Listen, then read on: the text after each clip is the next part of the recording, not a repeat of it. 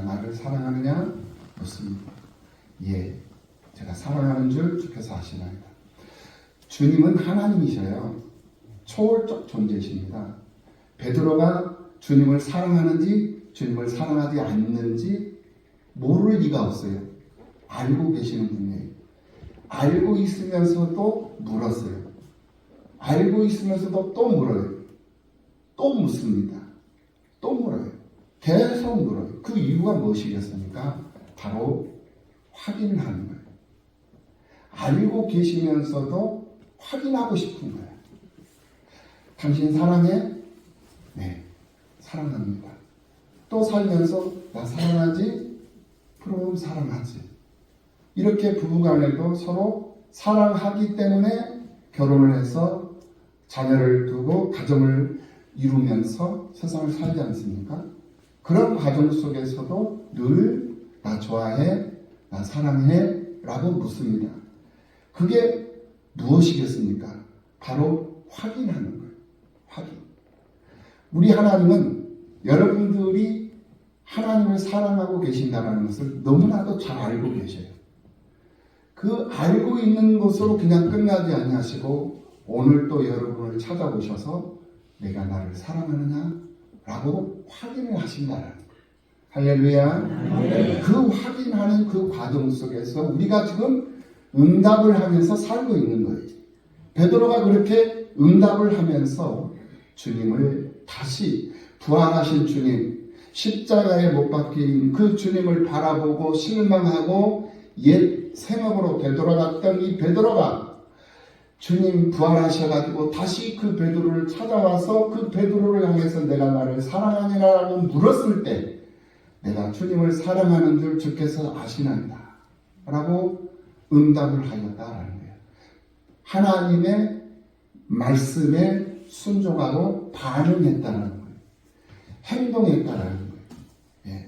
이것이 오늘 신앙생활을 하고 있는 우리들에게 있어서 굉장히 중요한 요소가 되는 거예요. 그래서 교회는 다양한 사람들이 모여서 예수 그리스도로 통일을 이루는 것이 교회예요.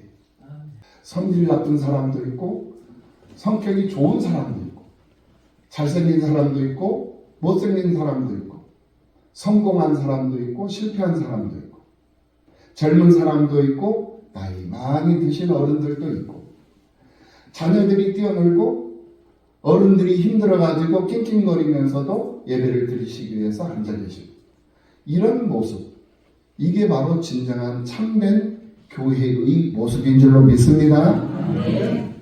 왜 이런 모습을 주님께서 원하셨는가? 그것은 다름이 아니에요.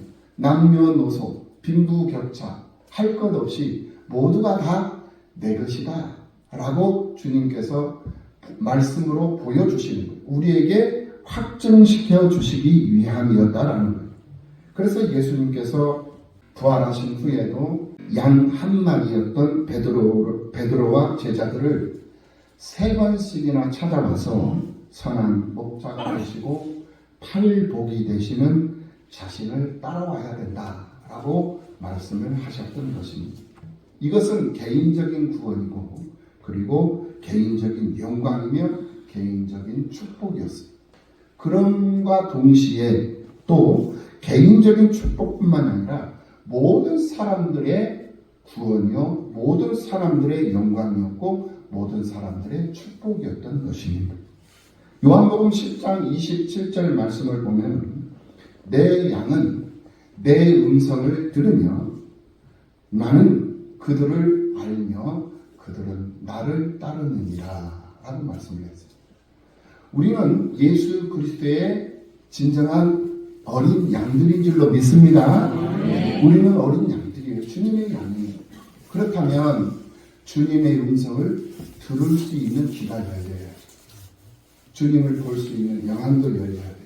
소리를 들을 줄도 알고 또 볼 줄도 알고 또 그분을 말할 수 있는, 그분을 소개할 수 있는, 그분을 자랑할 수 있는, 그분을 노래할 수 있는 그런 입술이 열리고 마음이 열리고 생각이 열리고 다 열려야 돼요.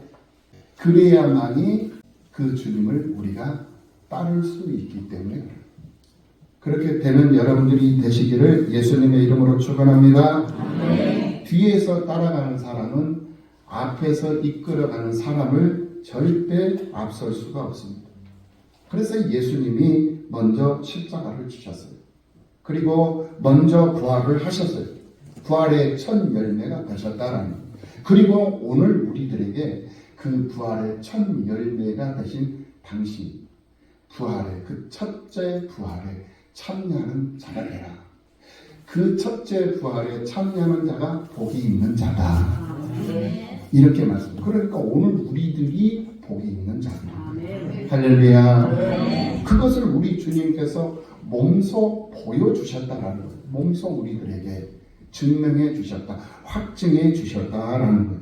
그리고 오늘 우리들은 그 첫 번째 부활에 참여하는 자가 되라는 그 방향과 그 길을 오늘 우리들에게 열어주셨다라는 거예요. 그리고 부활하신 예수님께서 먼저 영원한 생명이 되시는 하나님 보좌 우편에 앉으셔서, 보좌 우편에 앉으셨다라는 것은 의로운 편에 앉으셨다, 오른편에, 올바른 편에 앉으셨다라는 그런 뜻을 의미하는 것입니다.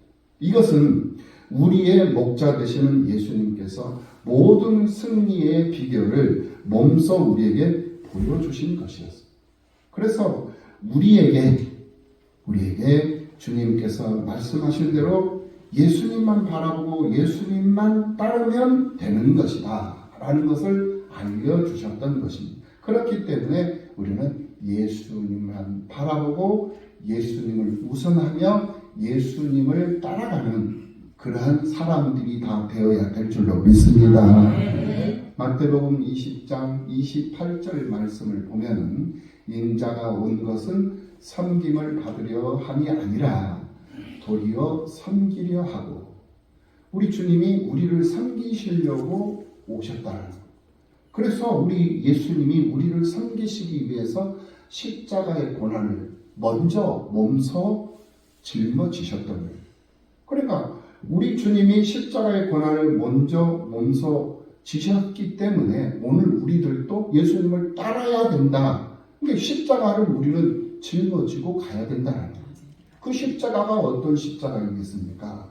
가정의 십자가, 남편의 십자가, 아내의 십자가, 또 자식의 십자가, 또 부모의 십자가, 교회의 십자가, 지역사회의 십자가, 이 나라, 이 민족의 십자가, 이 십자가를 짊어지고 예수님이 그리 하셨던 것처럼 우리도 따라가야 되는 거예요.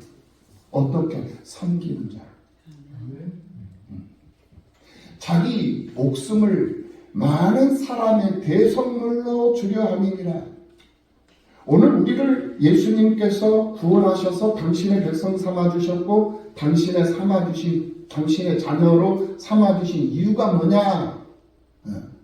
다른 사람들에게 자신을 내주라는 거예요. 대성물로 주어라.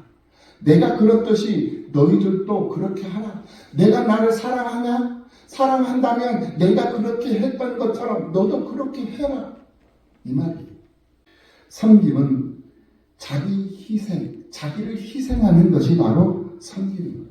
자기 희생 없이 어찌 다른 사람을 얻을 수 있겠습니까? 자기 헌신, 자기 희생 없이 어떻게 이렇게 아름다운 성전을 얻을 수 있겠습니까? 우리 나눔과 섬김교회가 15년이라는 세월을 헌신하며 수고하며 애쓰며 그렇게 어렵고 힘든 상황들을 잘 이겨내고 견뎌냈어요. 그 결과 하나님께서 이렇게 15년이라는 세월을 헌신하고 희생하고 수고하게 하신 그 결과로 이 팔복교회, 이 성전을 우리들에게 허락해 주십니다. 우리 성도들의 희생과 헌신이 없었다면 어찌 이게 가능하겠습니까? 여러분, 주보를 보면 주보 뒷면에 서식지에 그 내용들이 조금 이렇게 나와 있습니다. 성전 벽돌 쌓기. 그거에서 우리 성도들이 정말 힘들고 어려워요. 단은 돈 10만 원, 돈 100만 원, 이거 쉬운 게 아니에요. 그런데 십시일반 몇십만 원씩, 몇백만 원씩 이렇게 헌신하고 수고하고 이게 지금 현재 이번 한 번만 있었던 게 아니에요. 15년이라는 세월을 거치면서 수없이 많은 그런 일들을 통해서 그런 헌신과 수고와 드려짐을 통해서 이 교회가 완성되고 이 교회가 오늘 우리들에게 얻게 해주신 선물이었다. 할렐루야. 비록 많은 숫자에 정말 수없이 많은 구름대 같은 그런 숫자들이 모여서 예배를 드리는 그런 큰 예배는 아니지만 소수의 인원들이 수십 명이 모여서 드려지는 소수의 인원들이 이렇게 모여서 예배를 드리는 이런 모습이지만은 우리 하나님께서 우리와 함께 하시고 이 영광을 하나님께서 다 받고 계시는 줄로 믿습니다. 15년이라는 세월을 참 지내면서 참 가슴 아팠던 것도 많고 안타까웠던 것도 많고 눈물겨웠던 것도 많고 아쉬웠던 것도 많고 속상했던 것도 많고 정말 얼마나 많은 일들이 지나갔습니다. 그런 과정 속에서 우리 교회의 성도들이 이렇게 몇백 명 되지는 않지만 그래도 수십 명이 그래도 조금씩 십시일반 이렇게 헌신하고 수고하고 쓰임받으며 애쓰면서 이 성전을 세우기 위해서 이렇게 쓰임을 받으면서 지내왔기 때문에 이 일이 가능해진 것이다. 이게 드린 거예요. 하나님은. 주님이 그랬던 것처럼 우리 사랑하는 성도들도 그랬기 때문에 드렸기 때문에 이게 가능한 것이었다. 제자들은 부활하신 예수님을 처음에 만났고 두 번째는 주님을 만나서 손도 만져보고 옆구리에 창 자국도 만져봤어요. 제자들이 그것을 다 확인해 봤다는 거예요. 온 몸으로 주님을 느꼈고 온 몸으로 주님을 경험을 했어요. 그래서 도마는 부활하신 예수님을 만져보면서 요한복음 20장 말씀에 보면 나의 주님이시요 나의 하나님이십니다 라는 그런 신앙 고백까지 하고 있는 것을 볼 수가 있습니다. 도마가 대답하여 이르되 주님은 나의 주님이십니다. 주님은 나의 하나님이십니다. 이렇게 자신의 신앙을 고백했다는 것을 볼 수가 있습니다. 그런데 그럼에도 불구하고 제자들이 부활하신 주님을 따르지 못했다는 것을 볼 수가 있습니다. 그렇게 몸소 자기들이 확인했고 자기들이 직접 만져도 봤어요. 부활하신 예수님을 직접 만져봤다니까요. 손에 못자국을 직접 만져봤고 옆구리에 참자국을 직접 확인해 봤다라는 거예요. 만져봤어요. 그래서 도마가 나의 주님이십니다. 나의 하나님이십니다. 이렇게 감동의 고백을 했어요. 그럼에도 불구하고 제자들이 그 주님을 따르지 않냐고 자기 생각으로 되돌아가는 모습, 참 아이러니한 그런 모습을 이 요한복음 20장, 21장을 통해서 우리가 확인해 볼 수가 있다라는 거예요. 그럼에도 불구하고 주님을 따르지 못했다. 그래서 신앙이라는 것은 자기 의지나 자기 경험에서 나오는 것이 아니다라는 것을 확인해 보십니다. 신앙은, 믿음은 자기에게서 나오는 것이 아니라 믿음은 하나님께서 우리에게 주신 선물이더라. 네. 오늘 여러분들에게 하나님께서 믿음이라는 큰 선물, 가장 값진 세상에서 얻을 수 없는 그 선물을 여러분들은 받으셨다. 할렐루야. 네. 그렇기 때문에 그 선물로 받은 그 믿음이라는 것을 잘 간직하고 그 믿음을 지키기 위해서, 그 믿음으로 살기 위해서, 믿음을 따라가기 위해서 늘 힘쓰고 애쓰는 그 수고와 애씀이 우리들에게는 요구되는 조건이 된다는 것을 여러분들이 기억하시고 믿음으로 승리하는 삶을 사는 여러분들이 되시기를 예수님의 이름으로 축원합니다. 아멘. 이제 제자들은 부활하신 주님을 만났음에도 불구하고 부활하신 예수님을 영접하지 않고 그 부활하신 예수님을 위해서 살려고도 하지 않고 그냥 시큰둥한 모습으로 옛 모습으로 되돌아보고 말았다. 그래서 그들은 예전처럼 예전 사업장에서 인간적인 수고로움을 다하면서 고기를 잡고 있었다 라는 모습이에요. 그런데 예전에도 그랬듯이 밤새 수고하며 새벽이 다 되도록 그렇게 고생을 하며 수고하며 애썼지만 수고한 보람은 없고 몸은 피곤하고 지쳐갔던 것을 볼 수가 있습니다. 그때에 부활하신 예수님은 제자들의 사업장으로 세 번째 찾아오셔서 피곤하고 지쳐있는 제자들을 향해서 얘들아 너희에게 고기가 있느냐? 라고 묻는 예수님의 모습을 볼 수가 있습니다. 그때 제자들이 없습니다. 한 마리도 없습니다. 라고 말을 합니다. 그렇다면 그물을 배 오른편에 던져라. 그리하면 고기를 잡을 수 있을 것이다. 라고 제자들에게 예수님께서 말씀을 하십니다. 제자들은 어쩔 수 없이 주님의 말씀에 의지를 했습니다. 그리고 자기들의 수고로는 아무것도 할 수 없다는 것을 다시 한번 더 깨닫는 그런 순간을 경험하게 되었습니다. 그리고 잡은 고기를 세었는데 그 잡은 고기가 153마리였다. 이 숫자는 구원의 완성을 말하는 숫자입니다. 이 숫자는 호세아서 1장 10절 하반절 말씀을 보면 너희는 살아계신 하나님의 아들들이라 할 것이라 라고 말씀하시는 그 대목이 나오는데요. 여기서 하나님의 아들들이라는 이 말씀은 히브리어 알파벳 숫자로 베니하 엘로힘이라고 하는데 베니하 엘로힘이라는 이 숫자, 히브리어 이 숫자, 알파벳 숫자를 합해보면은 153, 153이라는 숫자가 나와요. 예. 그래서 153이라는 그물이 찢어질도록 그 많은 고기를 잡았지만은 그물이 찢어지지 아니하였고 그 찢어지지 아니한 그물에 걸려있는 잡힌 그 고기를 세어보니까 153마리였다. 이것을 풀어보면은 앞으로 베드로와 제자들이 세상에 있는 사람들을 하나님의 아들들로 구원시키는 구원사역에 참여하는 큰 일꾼으로 쓰임받게 될 것이라는 것을 예수님께서 제자들에게 계시를 해주시는 그런 예언을 해주시는 그런 말씀이 되는 거예요. 그래서 153이라는 숫자의 의미는 계시록 14장 말씀에 나오는 14만 4천이라는 숫자와도 같은 의미가 돼요. 예수님께서는 삶에 지친 제자들을 위해서 그들이 생각지도 못한 조반까지 챙겨주시면서 제자들과 함께 잡수시기까지 하시면서 당신이 성경에서 말하는 부활의 첫 열매가 되셨다라는 그런 사실을 확증시켜 주셨습니다. 그렇게 부활하신 주님께서 그들을 창세전에 택하시고 부르셔서 당신의 사람으로 섬기셨기에 그들을 끝까지 찾으셨고 끝까지 그들과 함께 하셨던 것을 볼 수가 있습니다. 그래서 주님은 당신의 사람들을 위해서라면 어디를 가든지 어디에 있든지 무엇을 하든지 우리 주님은 찾아가셔서 그들의 사업적인 목적을 이루어 주셨고 그들의 배고픔의 문제까지도 그들이 구하지 않았음에도 불구하고 그들의 필요를 미리 아시고 그들의 문제를 해결해 주셨던 것을 볼 수가 있습니다. 이렇게까지 그들의 모든 필요를 채워주신 예수님께서 다시 베드로에게 묻습니다.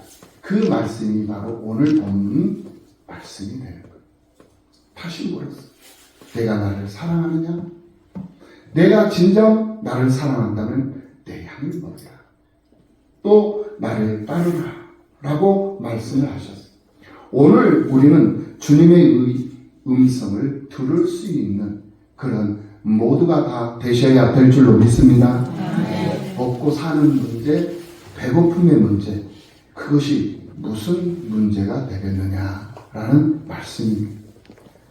십자가 고난을 두려워하지 말고 주님께 속한 가정과 사업장과 양들을 살피고 먹이는 일, 그 양들은 내 양이 아니에요.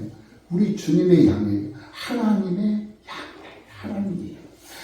그러니까 우리 모두는 다 하나님의 양이에요. 그러니까 내 양을 먹이라는 거예요.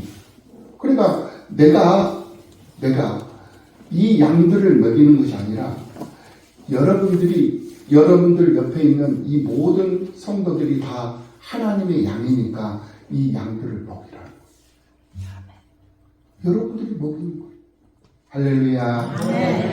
먹이고 여러분들이 먹이고 여러분들이 입히고 여러분들이 정말 하나님의 이 양들이 건강하게 잘 자라서 젖도 많이 나오게 하고 털들도 많이 자라고 이 자녀들도 많이 낳아가지고 이 푸른 동산 이 주님의 숲을 가득 채워가지고 정말 풍요롭고 부족함이 없는 그런 것들로 그런 동산으로 주님의 동산으로 만들어라. 그런 주님의 숲으로 만들어라. 그것이 누가 해야 할 일이냐? 바로 여러분들이 해야 할 일이다 이거예요. 할렐루야. 그래서 베드로에게 우리 주님이 내가 나를 사랑하느냐? 또 내가 나를 사랑하느냐? 또 묻고 왜 물었다? 확인하기 위해서. 이제 우리 팔복교회는 이곳에서 이제 시작입니다. 그리고 이제 우리 팔복교회는 목표가 생겼습니다. 우리 팔복교회의 목표가 뭐냐? 100개 교회, 100개 교회인데 이 도시교회가 아니에요. 농어촌에 있는 100개 작은 교회들, 재정이 없어서 목사님들이 배고파하는 그런 교회들을 찾아가지고 100개 교회를 찾아가지고 매월 50만 원씩 선교를 할 수 있는 그런 교회가 되기 위해서 우리가 이제 노력을 할 거예요. 그 목표를 세우고 있습니다. 그 목표를 이루려면 어떻게 해야 되느냐? 선교하는 교회가 돼야 되고 그 선교하는 교회가 되려면 어떻게 해야 되느냐? 바로 이 성전이 채워져요. 할렐루야. 이 성전이 채워질 때 우리 교회는 충분히 우리가 목표하고 목적한 바를 이룰 수 있는 그런 역사가 나타날 줄로 믿습니다. 그래서 여러분 주보 뒤에를 보면 우리의 전도대장이 있습니다. 우리 교회 전도대장. 우리 교회 전도대장이 누구라고 써져 있어요? 네, 우리 교회 전도대장은 예수님. 우리 교회가 이 성전으로 오기 전에 건축위원회가 있었는데 건축위원회 위원장님이 누군 줄 아세요? 예수님. 그래가지고 예수님이 우리는 아무것도 할 수 없는데 예수님이 이렇게 하게 하셨어요. 그래서 기도로 이 성전을 이렇게 채워놓은 그런 성전을 우리가 얻는 거예요. 하나님께서 예비해 주신 거예요. 우리.